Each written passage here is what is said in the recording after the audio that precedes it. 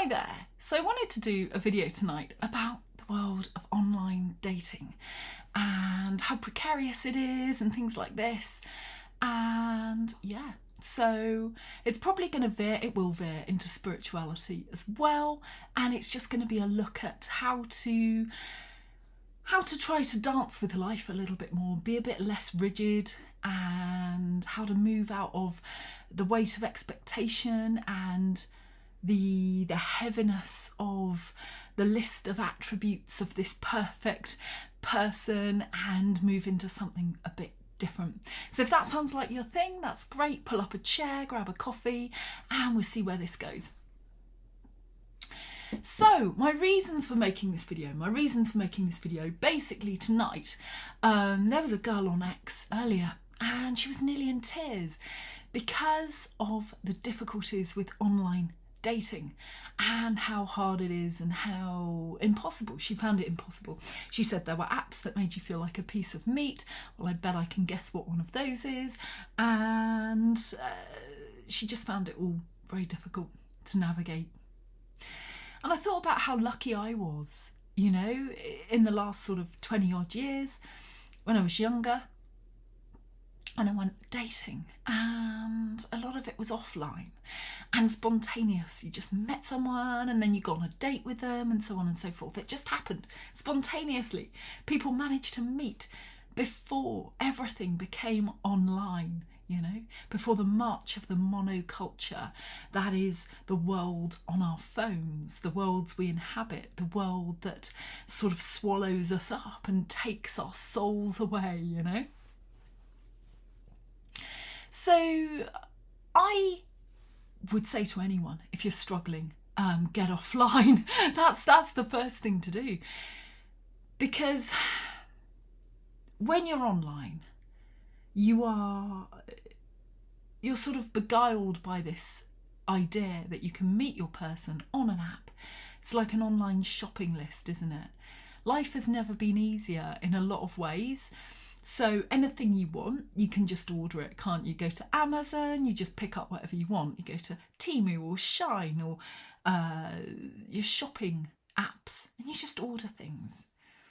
And I think some people now look at dating like an extension of that. You want a date, you want to get married, you want to have kids. Okay, you go on a dating app. And then you swipe left and you swipe right and you've got your list of attributes in your brain and you want something to happen from that. And it can do, you know. One of my friends at uni many years ago, she met her husband via an app. And it worked for her. I can't remember which one she was on now. Might have even been Plenty of Fish. I've got no idea. But it worked. And she was crunching through it like a spreadsheet. She understood, you know, she treated it like a sort of business model. She thought, okay, it's just a numbers game. If you crunch through enough numbers, you're going to find what you want in the end. So she approached it very methodically from that angle, right? And maybe that's a good idea to some extent. Maybe you've got to have a bit of a sense of that, okay, you've just got to crunch through a lot of people before you meet the right person. But there's more to it, isn't there? You know, there's more to dating than simply crunching numbers, and there's more to it than your will alone.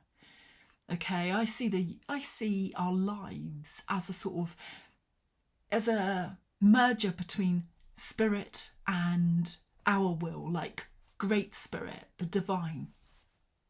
It's a meeting of both. It's a marriage of both. It's a dance with the divine, you know. Our lives are like that. And that doesn't mean that I think everything is led by fate, but neither is everything just you either. It's a marriage. It's a merger of the two. You are co-creating with spirit, whether you know it or you don't. You know, there are certain things that happen when people meet the one, and there are so many stories of this happening, and sometimes in a random, spontaneous way. Can't even speak now. And the odds of that happening in that way, the most perfect person. And then, of course, people who think that There is no one person for them. It's just a question of who is the likeliest to fit, and things like this as well. You're not taking into account the spiritual when you do that either. Chances are, if you meet someone and you know instantly in your heart, chances are you've met them before in another life, and maybe several, you know. And just because, as a additional point, just because you know someone from a past life, because it happens, I think it's happened to me a few times in my life, it doesn't always mean they're the right one either, okay? It just might mean there's a bit of unfinished karma there that you might want to just finish up and then, you know, get rid of them. Yeah, so that can be a thing too. So if you find yourself, for example, falling in love with, say, a narcissist or one of the problem people that we don't want to have relationships with, okay? If you find yourself there and going, oh, but I think I knew them in a past life, that's lovely. Chances are you have to find the strength to find out who you are, and don't rely upon that past life connection, because if they're a narcissist, they're damaged goods in the nicest possible way. You know, that's between them and spirit to sort out. That is not something you're going to be able to get past if you want an authentic, loving, deep connection, you know? So there's that as well. But it's a dance. It's a dance. It's both you and the divine, and it's an unfolding. Some of that is spontaneous, some of that is pre-planned, some of that is fate coming in, some of that is you creating and manifesting in the moment. Manifesting has become a bit of a buzzword, hasn't it? With regard to spirituality, New Age spirituality and manifestation. But we're manifesting all the damn time. We just don't know it. Perhaps we're not consciously doing it. When you set an intention, if it's a very powerful intention, you're already manifesting because you're envisaging something. You're envisaging something in your mind. And your imagination is already at work creating it, and you're already pulling it out of the ether, and you're already connecting, perhaps, to a particular outcome. I think, anyway. Love, falling in love, I think also is a form of manifestation in action, isn't it? Because you're dealing at a quantum level, right? If you think that we are all spiritual beings having a human experience, which we are, okay, and say you have an experience where you go into a pub or a club or something and you lock eyes with somebody, and in that moment something happens, that's a special connection.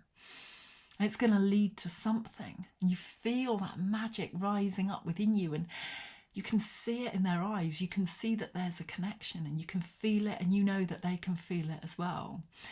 That, I think, is literally dealing in the quantum, because your consciousness has touched their consciousness already without any words that have been spoken. There's nothing quantifiable there for your spreadsheets. You know, in that moment, there is nothing for your logical brain to hang on to. You don't know this person from Adam, and yet something's happened. So life is this dance. It's a dance between the objective, the rational, the logical, and the unquantifiable, the mystical, the mysterious, the strange, the otherworldly, the divine, etc.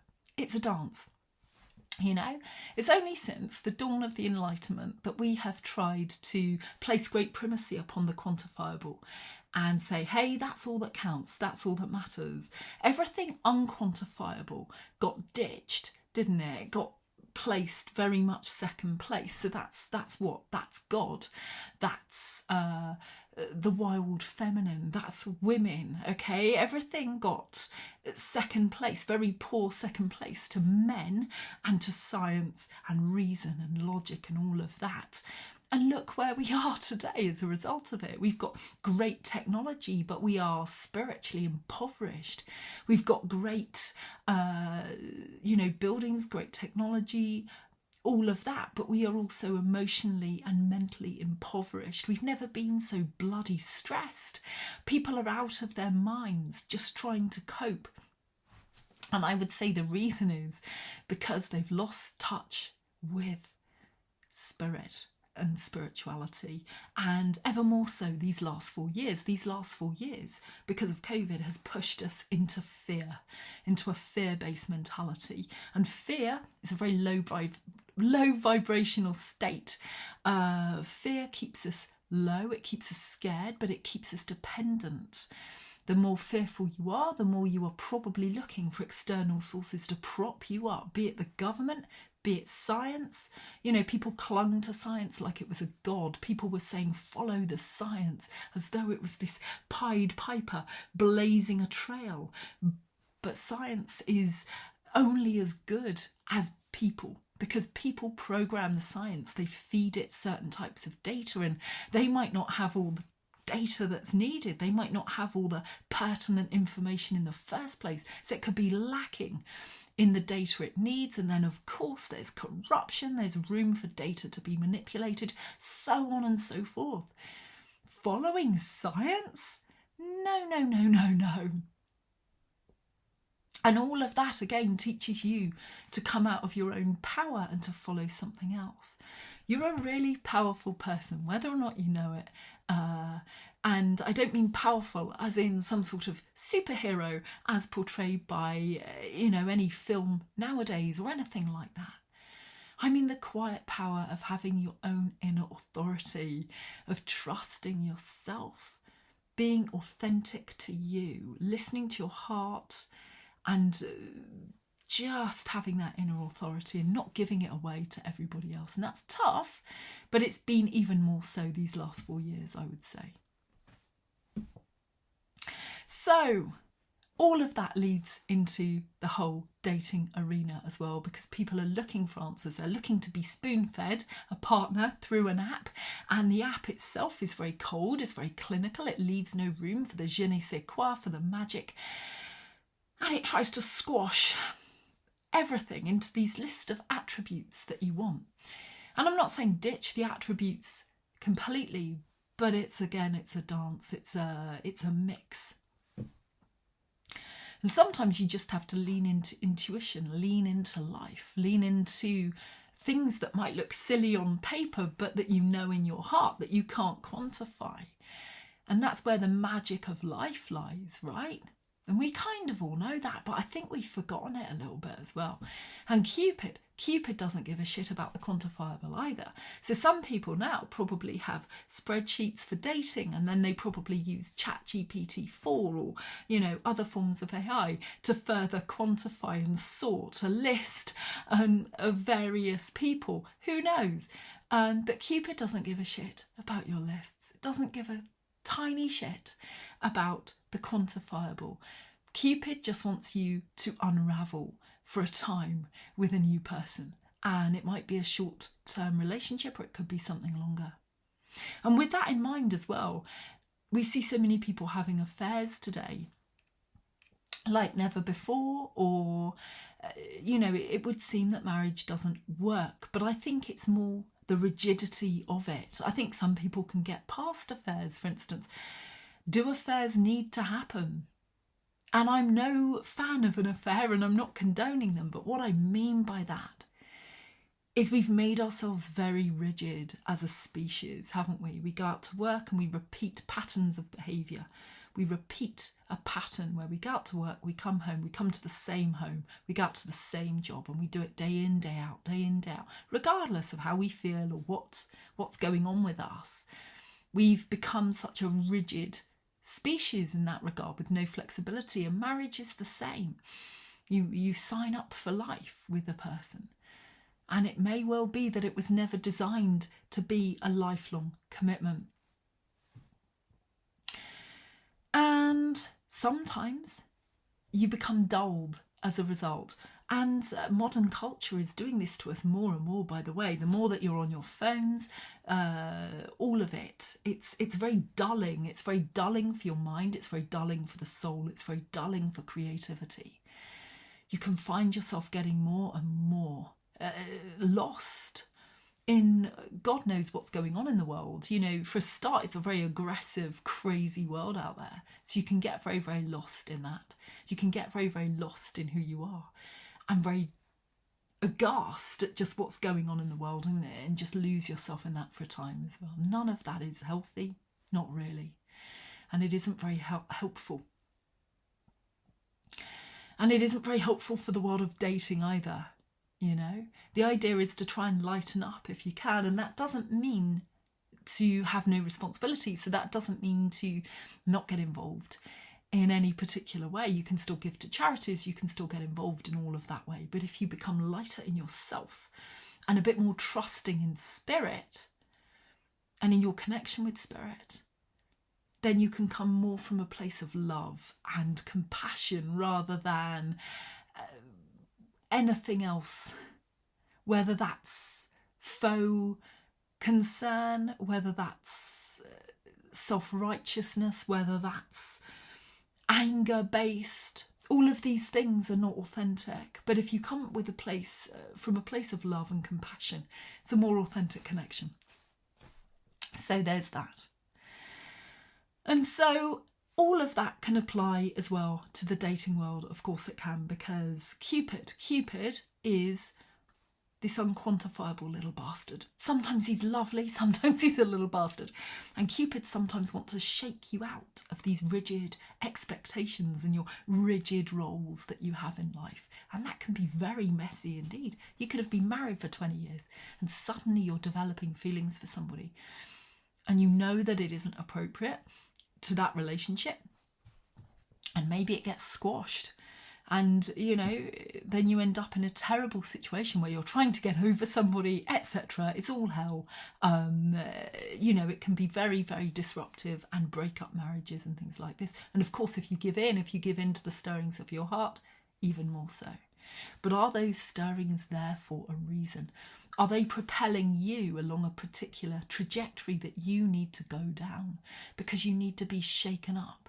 You need to dance with life. You need to get back into a much more open, receptive, sensuous place than you were in before. Maybe you were too rigid, too conforming, and life went, right, we need to get you out of that for a bit. And it, in turn, will help you along a particular path.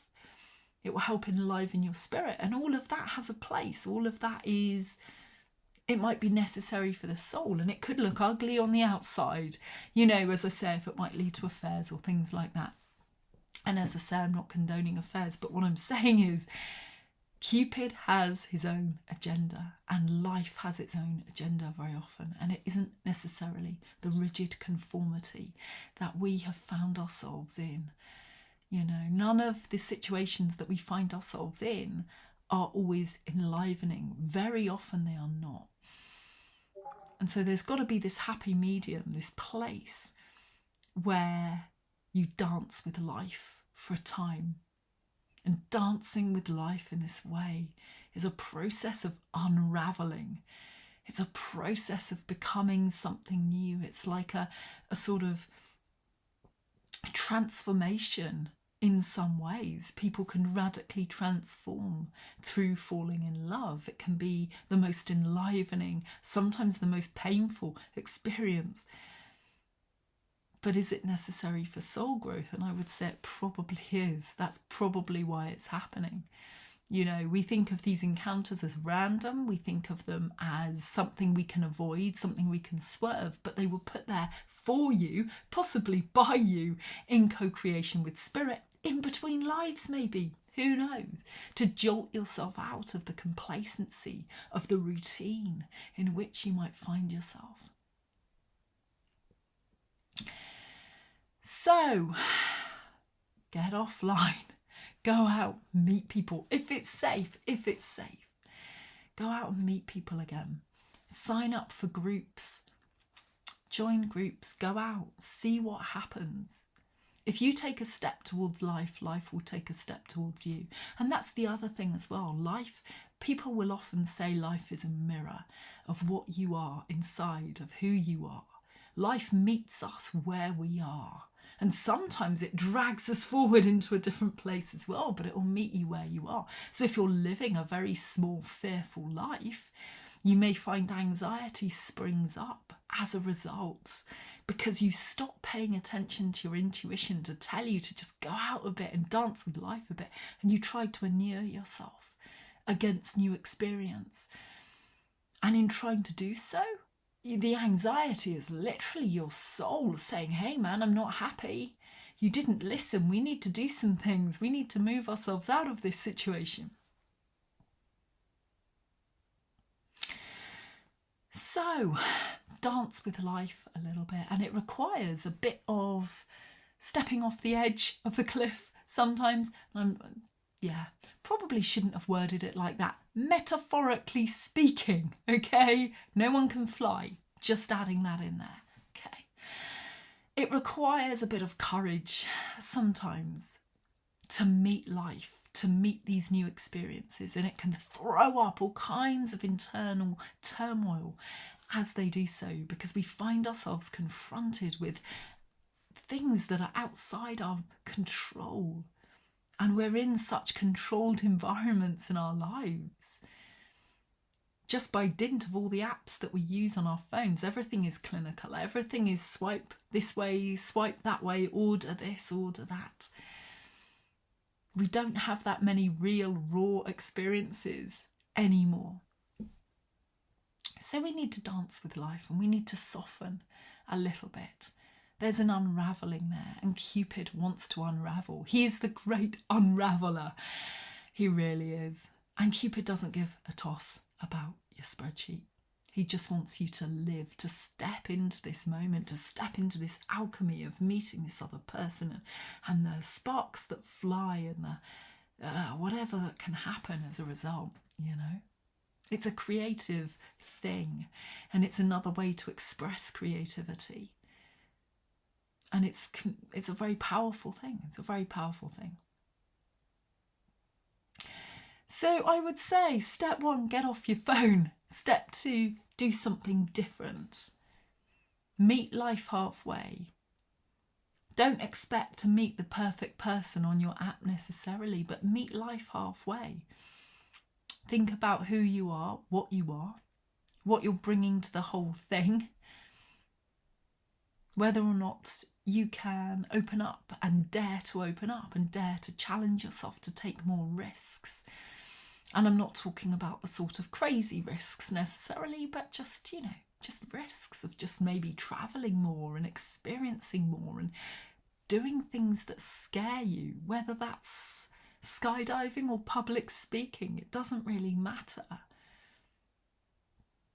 When you do that, you step into more of who you are. You bring more of who you are into play, because you are not the small being that our governments, that our systems increasingly want you to be. They want to keep us small because then we're dependent on them. We're ultra dependent on them. But you're not small. You are spirit in a body, having an eternal experience in a finite body. And you're going to come back and you're going to do it all over again, probably. So you're not a small being. Don't let life make you small. Trust in your own judgment. Trust in yourself and take back your power. And by taking back your power, believe in your own ability to manifest the future that you want. Believe in it and step into it and step forward with courage and an enlightened spirit. And trust in the universe a bit more and see what happens, you know? It's a testable theory. You can test it out, and if it doesn't work, you could come back to me on this video in 6 months and go, Sarah, I tried it and it didn't work. But I'm guaranteeing you something will happen if you take great courage and you move forward and you try new things and you're open and flexible. So take heart. Take heart. There is more to your life than you know. There is more going on for you and with you in the world of spirit than you know. And you're co-creating your life all the time. You're not powerless. You're not helpless. You're not dependent upon an app to bring you the man of your dreams.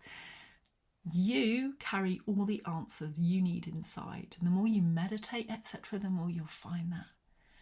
Just dance with life. Have a bit of fun. Let yourself unravel a little and see where it leads you.